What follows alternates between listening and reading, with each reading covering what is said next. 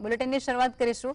રાજ્યમાં હાલ વાતાવરણમાં સતત પલટો જોવા મળી રહ્યો છે, જેમાં ઉત્તર અને પૂર્વ અરબ સાગરમાં સાયક્લોનિક સર્ક્યુલેશન સિસ્ટમ સક્રિય થતાની સાથે જ રાજ્યમાં આગામી 7 દિવસ દક્ષિણ ગુજરાતમાં અને સૌરાષ્ટ્રમાં હળવા અને છૂટાછવાયા વરસાદની સંભાવના વ્યક્ત કરવામાં આવી છે। આજે નવસારી, વલસાડ, દમણ, દાદરાનગર હવેલી અને ડાંગમાં ભારે વરસાદની આગાહી પણ કરાઈ છે, તો અમદાવાદ અને ગાંધીનગરમાં 40 ડિગ્રી તાપમાનની સંભાવના પણ વ્યક્ત કરવામાં આવી છે।